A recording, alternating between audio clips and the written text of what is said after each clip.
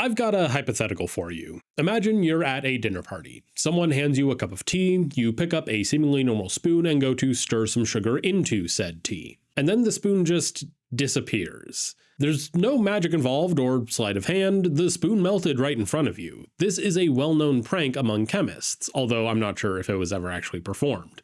But it works because of a single element. That element, of course, is gallium.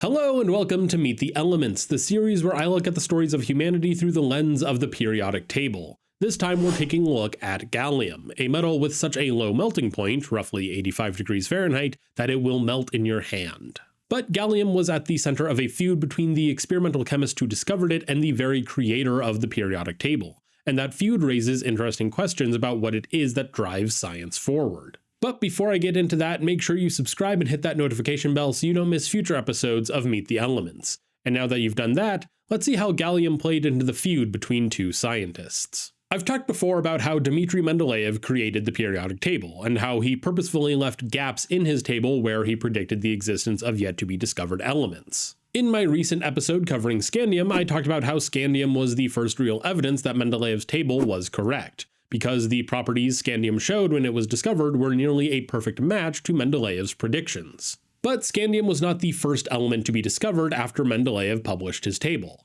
That was gallium, another element that Mendeleev predicted. He called it Eka aluminum, since it sat directly below aluminum on his table. And now enters Paul-Émile Lecoq de Boisboudran, a French chemist born to a noble family of winemakers who had mastered the art of spectroscopic analysis using Bunsen's spectroscope. In 1875, Lecoq de Boisboudran was analyzing some zinc sulfide ore when he spotted something new.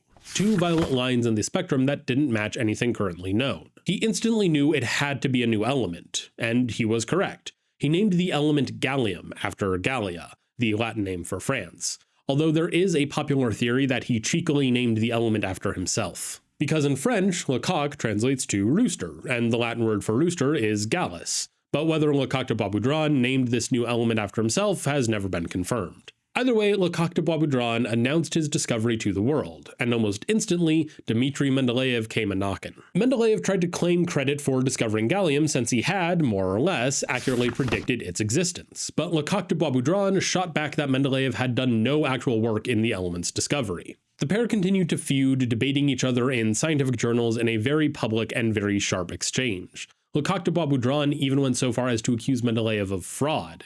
He claimed a Frenchman had developed the periodic table before Mendeleev. But Mendeleev also took a look at the experimental data about gallium's properties and told the experimentalists that there must be a mistake with the results. The only justification Mendeleev had for this was that they didn't match his predictions. The density and weight presented by Lecoq de Boisboudran wasn't the same. This took an immense amount of audacity, trying to correct another scientist's data just because you say it's incorrect.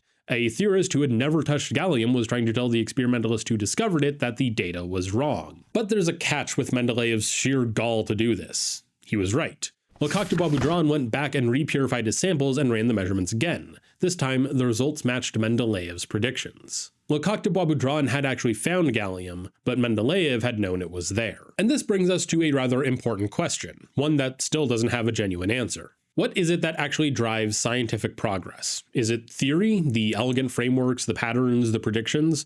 Or is it experiment, the willingness to dig into the real world, test samples, analyze the data, and get your hands dirty? What the story of gallium's discovery suggests is that the answer is neither one by itself. Theory without experiment is speculation. It can be beautiful, internally consistent, but entirely wrong. Mendeleev himself had many wrong predictions. He believed there were elements that came before hydrogen and that the sun's halo was made of something called coronium. But we remember Mendeleev as a genius rather than a madman because of the predictions he got right. The predictions that validated his periodic table when the experimental data matched. The table became real when experiment confirmed it. But experiment without theory is just collection. Without the periodic table as a roadmap, Lecoq de Boisboudran might have found gallium and filed it away as an interesting anomaly. Fascinating, but not revelatory. It was Mendeleev's framework that told the world to be on the lookout for new elements. That's more or less what's happening in the best science even today. Theory and experiment aren't rivals. They need to talk to each other.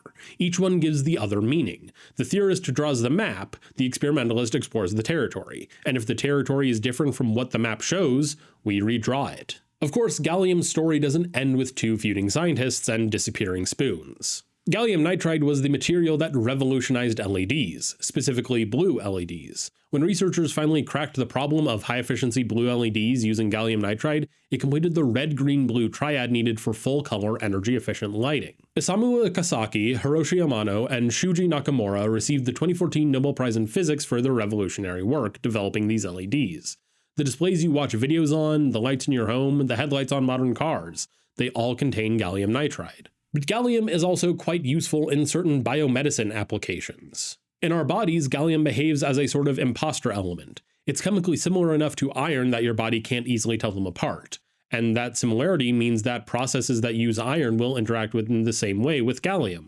The main process of note being inflammation. Gallium injected into the body will tend to concentrate around sites of inflammation, which makes it useful in pharmaceuticals. Certain gallium salts, like gallium nitrate, have been studied for potential anti-cancer properties. And radioisotopes of gallium, since they'll be the same chemically as any other gallium atom, can be used to find the location of infections or tumors within the body as part of an imaging technique called a gallium scan. Or gallium can also be used as an antibacterial agent, since bacteria also use iron for their own cellular respiration. That iron can be replaced with gallium.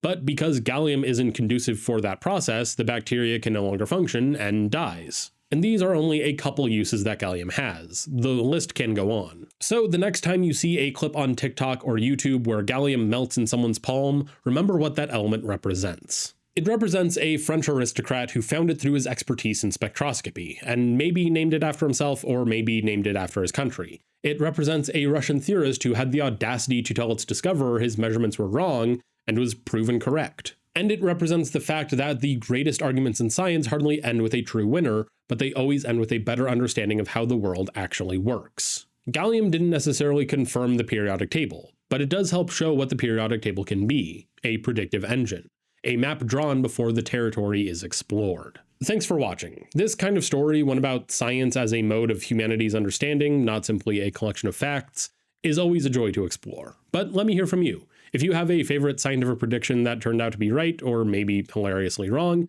leave a comment and let me know. I'd also like to thank this commenter for suggesting I take a look at gallium, and if you have a suggestion for the next element you want to see me cover, leave it down below. And if you want more stories about how the periodic table shapes the world around us and how we shape the periodic table in turn, make sure to subscribe so you don't miss the next episode of Meet the Elements.